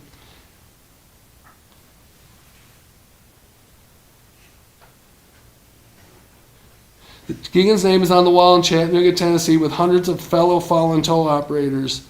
You have helped me find the courage to keep telling his story as I went to Washington, D.C. and spoke to legislators and told them of my son being killed by a distracted, speeding driver. I've done several podcasts on the killing of my son, spoke at a first responder awareness event at the Michigan State Police Post in Taylor, Michigan, and now have the attention of the Michigan State Police, insurance companies, MDOT, MIOSHA. The Secretary of State has even heard your story. We're working with state senators and representatives to get the laws changed that you have seemed to have found the loopholes to get a simple slap on your hand. As the judge has already stated, she is leaning towards no jail time. I have gone to Lansing to the Capitol and walked from office to office finding anyone to listen to this story. I've become the executive director of Move Over Michigan, which is a nonprofit that is committed to raising awareness of Keegan's and other tow operators' deaths and near misses. To educate the public on the efforts of distracted driving and the need for a uniform move over and distracted driving law from state to state, I have networked with fellow tow operators throughout the country, and we are getting organized to start a federal nonprofit, and our story will be told to millions. You will be the catalyst. Your story, your videos, your and my story will be the catalyst for change. And it isn't just in Michigan. It's going to go all over. It already is all over. In the next week, I'll be doing an educational video with MIOSHA. MIOSHA reached out to me because they know that this is a big problem, but they can't get family members to speak about it. I would encourage you to come along on that journey and tell your story so others will not make the same mistakes as you have made. Peyton, our story will be told until I get the nation's attention that speeding, distracted driving, not abide by the move over law, will no longer be tolerated. You killed a great man, and you need to pay for that. You either can pay that price today or tomorrow. The choice is yours and Judge Holt. I'm not the one to pass down the sentence today for you, nor am I to judge you today. If I were, you would spend at least 6 months in jail. Then you'd get work release, and you would spend another 3 months of going to jail at night. You get out at 6 o'clock in the morning and be back at 6 o'clock at night and spend every weekend in jail. And then after that, if you successfully get through that, you spend the rest of your sentence weekends in jail. You deserve to spend Christmas behind bars. We're about ready. Our family, in the first 2 months of Keegan's death, we had his birthday, we had Thanksgiving, we had Christmas. You need to go without. It needs to be painful. You need to show to the public that there is a price to be paid for the negligence that you did.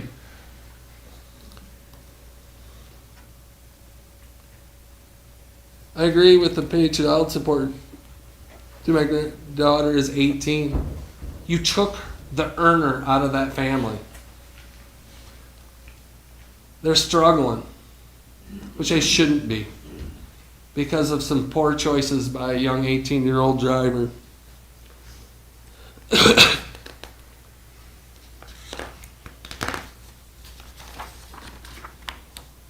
You have served me with a life sentence without my son, and I feel you should have to feel discomfort as well. You should have to go on the side of the road, sit there and find out how scary it is to have a car go by you at 80 miles an hour and 5 to 6 inches away from you. No one's going to stop me from telling this story all over this country. I feel sorry for you, Peyton, as leadership in your family has failed you, and it's obvious that your mother has had a negative view of the distracted driving law, and she has failed to teach her son the proper etiquette for roadway safety. I'm going to Washington, D.C. in February with fellow tow operators in the Towing and Recovery Association of America again, and we are going to be more united in our message, and now have this story and the tools you've given me for the example of why change is needed.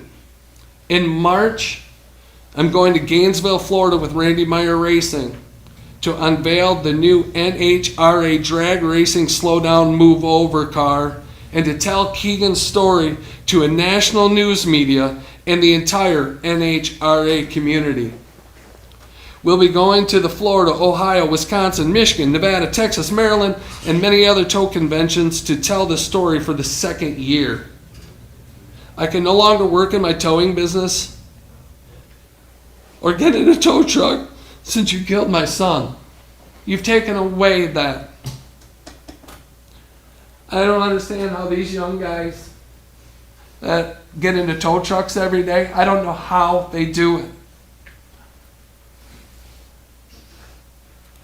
My life has been turned upside down, and every day I wake up, ask myself what I could have done 3 years ago to have saved my son's life.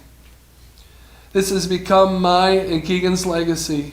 I will not stop until I get the laws changed and the motoring public starts respecting all roadside workers. In closing, I often wonder if you count your blessings. You exposed the loopholes in the move over law. Keegan's truck was 90 degrees to the road and not parallel. You get out of a 15-year felony because of that loophole. That the distracted driving law is flawed and now a time factor needs to be put into that law.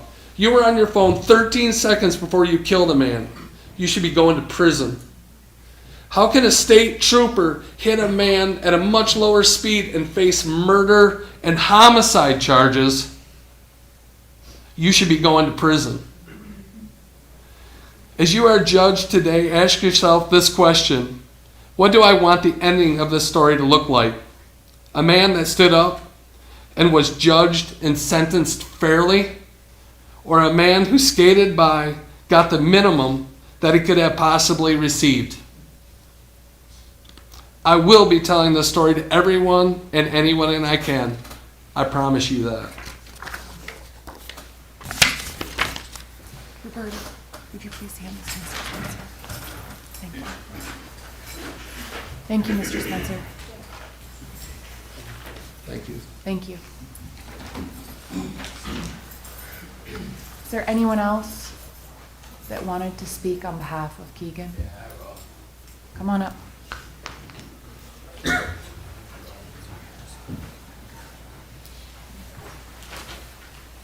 Hi there. Hi, my name's Sam Bruce. Your name is what? Sam Bruce. All right, go ahead, Mr. Bruce.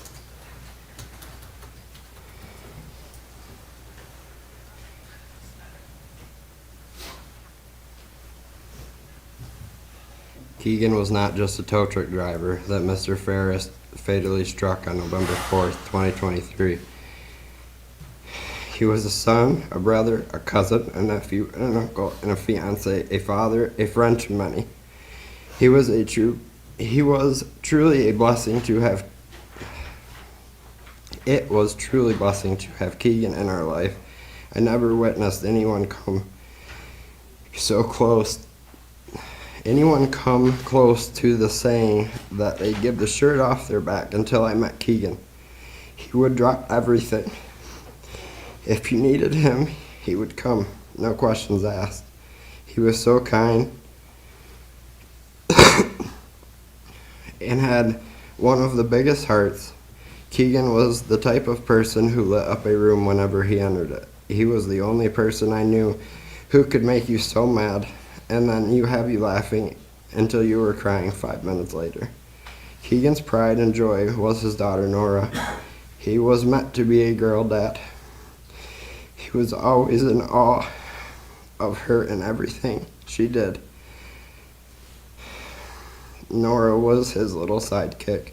and his true mini-me. Keegan would never put his daughter in danger. Whatever the true reason is that Keegan pulled off into the authorized vehicle lane was for, must have been for a good reason. He saw something that he must have thought needed his attention. Keegan was robbed of his life. Nora was robbed of her father. Olivia was robbed of her forever. Miko and Matt were robbed of their son. Maggie and Jack were robbed of their brother. And a huge community was robbed of their friend. Peyton Ferris chose to be negligent on the highway that day. He was distracted. Something on his phone must have been more important than any life around him. Due to his actions, he sentenced Keegan to death, and his little girl had to witness it. Every time I hear that Mr. Ferris is being charged with a misdemeanor, it disgusts me and makes me sick to my stomach. He chose to be negligent that day, and the result was taking a life. Mr. Ferris should be made an example of distracted driving. Charging him with a misdemeanor is a slap in the face to a whole lot of people. A misdemeanor charge is letting us know that it is okay to hit and kill somebody. That's a disgrace.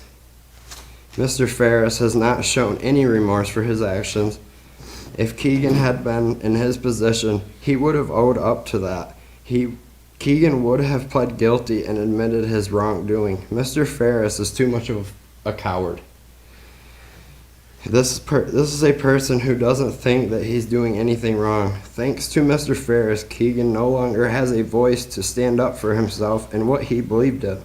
Keegan does have an army of people behind him, and through that, you will hear his voice and you will be heard. Thank you. Thank you. Are you prepared to, do you have any statement on behalf of your client? Yes.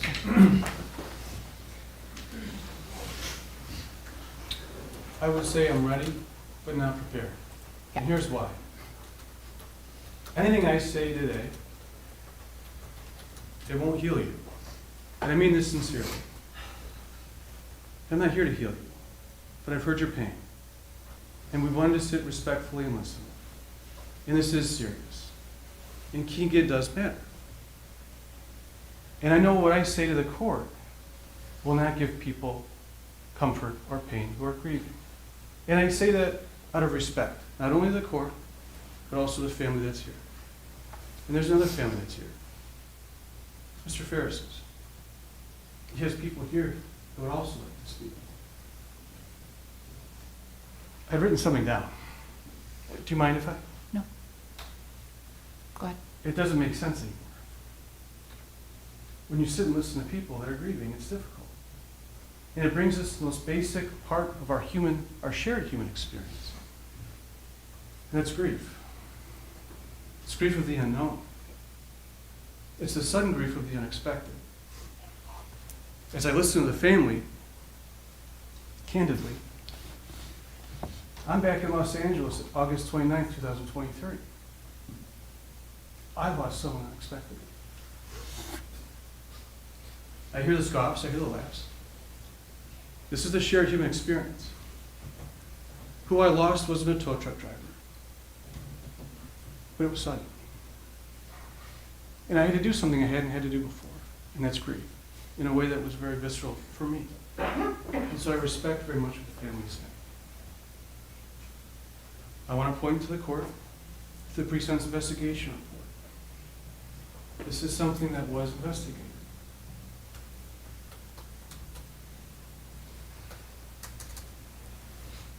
This is not a situation where Mr. Ferris was intoxicated. No one has said that. There's no reason to believe that. That's a different type of case. This is not a suggestion that he had alcohol or marijuana in his system. That's a different type of case. They looked at the phone. The phone has been in law enforcement's possession. The pre-sentence investigation report states after a sudden slowdown, Mr. Ferris lost control of his vehicle. He lost control of his vehicle. I absolutely understand the pain of saying, why couldn't you have controlled this? You could have stopped this. He hit the brake. He lost control of his vehicle. It was beyond his control. He had lost that. Tragically, a man was killed. No one today has said that that's what he wanted. The court has seen Mr. Ferris, has seen him as he's currently reacting. His toes tapping, his face red, his hands clutching. What the family doesn't know, and it's no fault of their own, is how we've talked. There are not very many outlets for grief for people that are involved in an accident like this. This has not gone without consequence for him emotionally.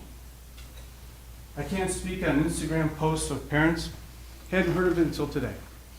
I can tell you, I've spoken with them a ton on the phone as this is happening. There's been a palpable fear. Their life suddenly changed too. Their child was in trouble.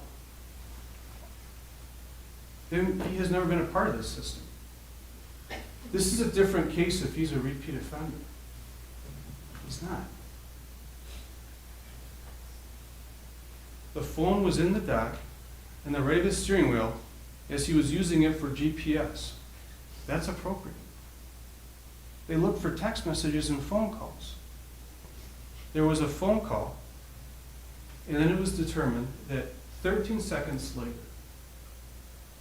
which is not an insubstantial amount of time, especially when you're on the road, 13 seconds later was when the crash occurred. So he was not using his phone at the time of the accident when he lost control of his vehicle. In the pre-sentence investigation report, it says this confirmed his cell phone was not in use as the crash happened. I get that. That's not comforting to hear. When you have someone you love so much, that meant so much to you and your community, and the result is he was lost because of an accident, hurts. I get that. I've been there. And there are stages of our grief that we go through. There's a frustration. There's an anger. And then it starts to transition to something different over time, as I've experienced. Some of the things I've heard today are visceral, but also positive. I share the concern about people on the side of the road. Since this case has gone on, I have ridden with a tow truck driver. I wanted to experience it. I have. Went down 131. And I get what they're saying. When cars are flying by on a highway, interstate highway, where the speed limit is 75 miles per hour, that's breathtaking. And unfortunately, accidents happen. I don't say that to suggest that people in the tow truck industry and law enforcement should be subjected to that. That's part of what we're living with. When this is, please, I was respectful when you spoke. And I'm not saying your son doesn't deserve what he does. Please. I know this is charged. This was an accident, a tragically unfortunate accident. This was not something he intended to do. When he spoke with the pre-sentence investigation officer, he was forthright about the counseling he's gone through, the PTSD he's experiencing, and the steps he's taken to make sure this won't happen again. This is someone who understands the gravity of it, has paid a price, and I would submit to the court that the pre-sentence investigation report is appropriate in what it recommends. I'm happy to answer any questions the court may have. No, I have no questions, thank you. Mr. Ferris, is there anything you would like me to consider prior to imposing sentence?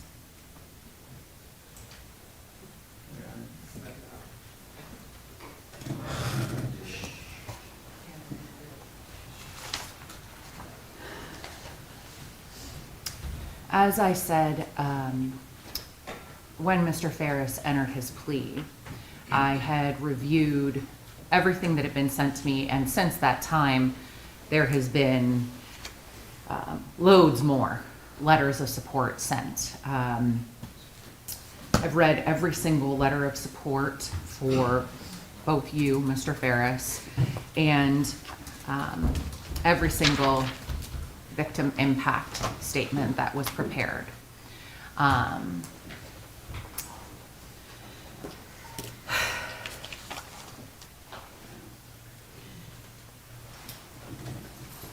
I just went through a case very similar to this.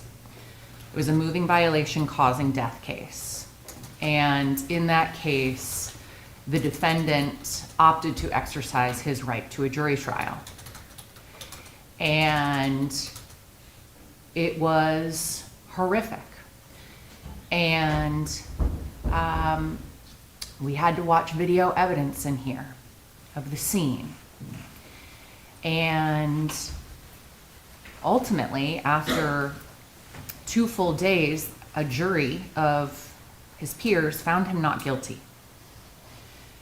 And that case dragged on even longer than Keegan's and Peyton's case.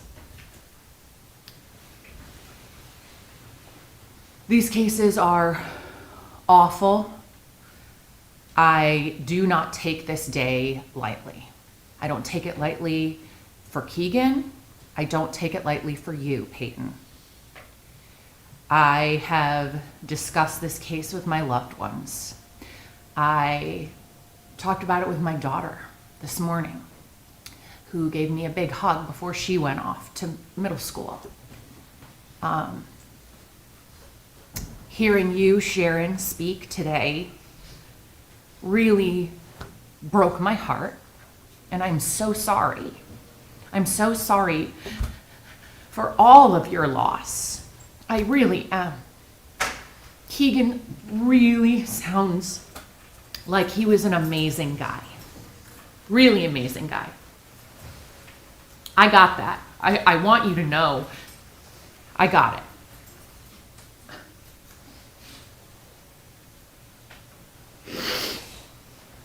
I've been thinking, like last night, I didn't sleep. I was trying to think about what I could say today that might provide some measure of comfort, which is like impossible. I know that.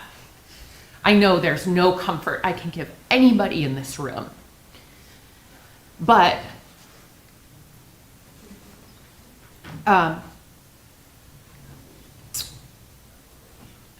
all I can say is that I hear you, and I hear what kind of person your loved ones have described you to be as well. The words that were used to describe Keegan over and over and over again were that he was funny, he was kind, he was outgoing, he was charismatic, he had a servant heart. Family meant everything to him. The words used to describe Peyton were dependable, industrious, inspiring, always there if you need him, and kind. And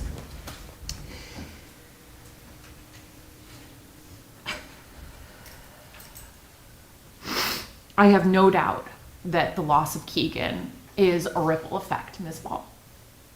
And it won't stop rippling. I believe that. And I sincerely hope that there is change that comes from the loss of Keegan.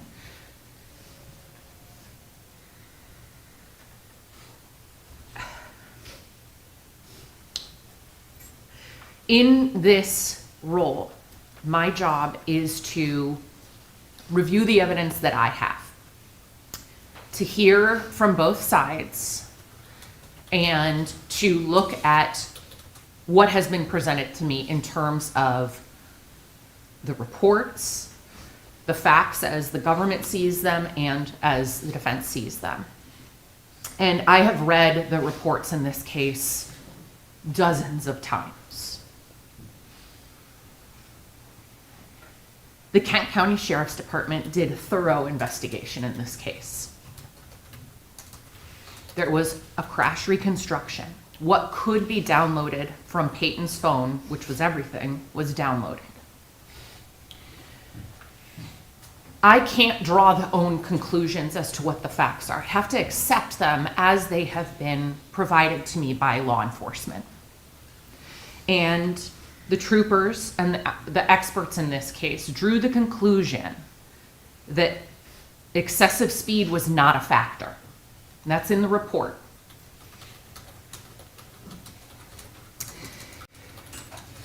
While yes, we all agree that Peyton was on his phone, making a call 13 seconds before he struck Keegan. There's no dispute about that. His phone wasn't in his hand. He wasn't texting. He wasn't on TikTok. He wasn't on a dating website. He wasn't doing something flippant and casual. He ended a phone call and continued driving. Those are the facts as have been presented to me. As I have driven to court, I think about Keegan a lot as I drive on the road, on the freeway. I think about what it would be like if, as I drive down the road to my home, if somebody suddenly darted out. Am I going so fast that I couldn't respond? And I think about what 13 seconds feels like. And so I have, on multiple occasions, set a timer. I ask Siri to set a timer while I'm driving. And I think about how far I go and at what speed. And so I haven't drawn that conclusion lightly. I know that if the prosecutor's office had evidence to support that he had a phone in his hand, or that he was texting, or that he truly was distracted, he would be charged with a felony. I have to trust the charging decision that has been made by the prosecutor's office. And so I'm left with moving violation causing death.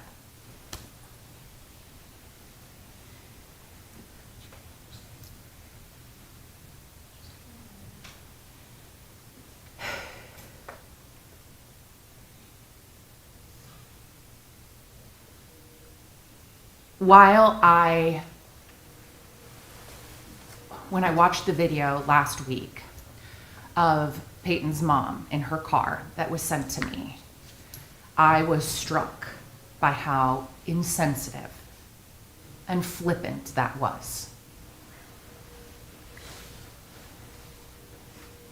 You've known that these people are in excruciating, exquisite pain. And you're not on trial, and you didn't commit the accident. But to do that was like pouring salt into a gaping, gaping wound. And my hope is that moving forward, you think before you get in your car and you casually post a video of yourself going to the grocery store for Friendsgiving, acknowledging that you know it's against the law. What an unnecessary, careless thing to do. I know that you people have had to see Peyton on social media. Not everything is on social media. And I do believe, that there is a pain and anguish inside of him. I do. I think his nightmares at night, replaying the moment he hit Keegan, will stay with him. They wake him up.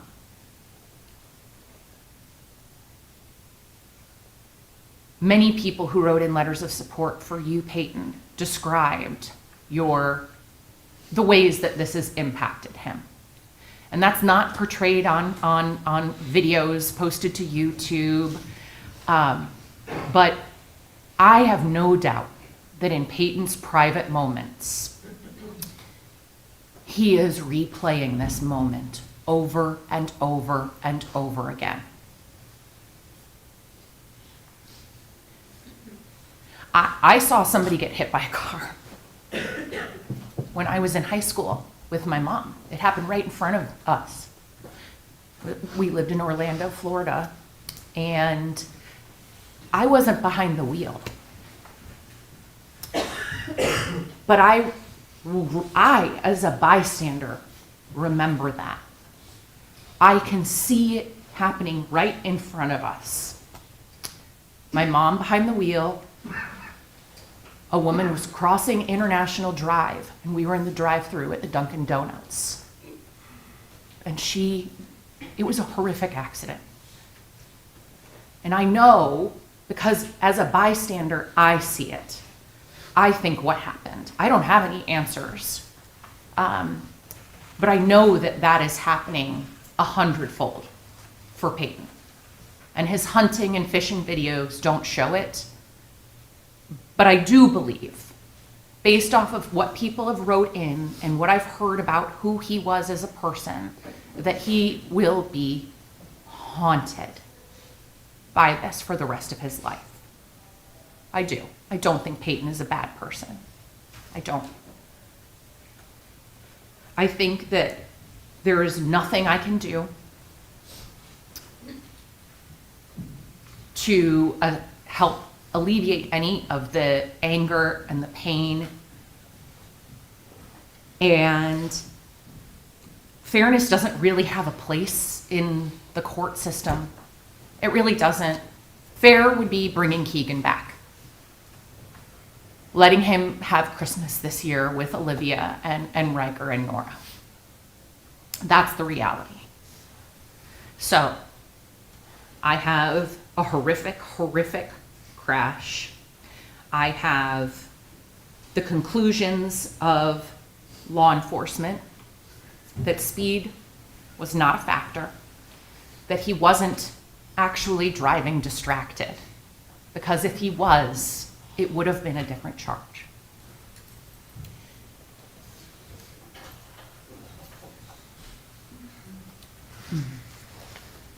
So, the recommendation from the pre-service investigation report was that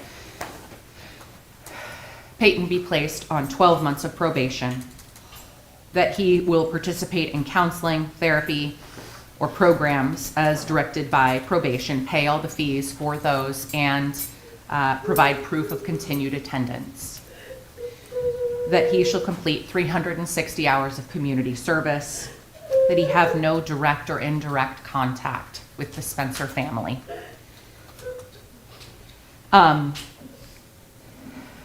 That's not exactly what I'm going to impose.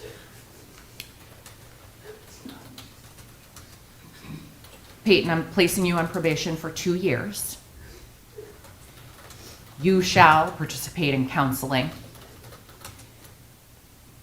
You shall complete 500 hours of community service. You shall have no indirect or direct contact with the Spencer family.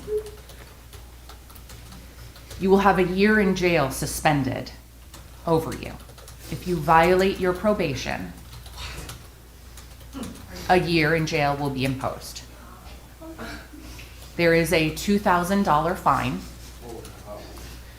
Restitution is also going to be ordered.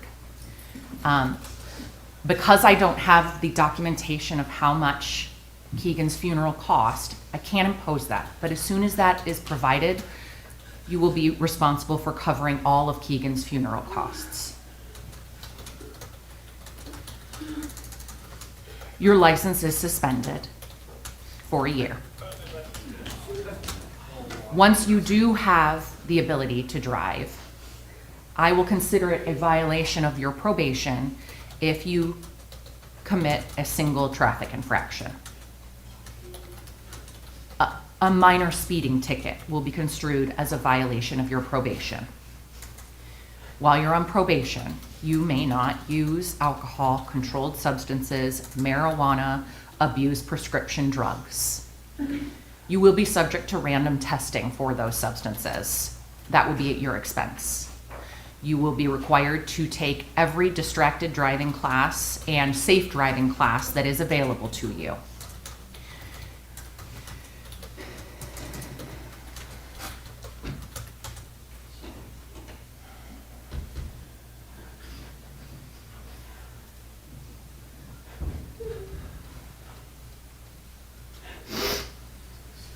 Do you have any questions for me? No, Your Honor.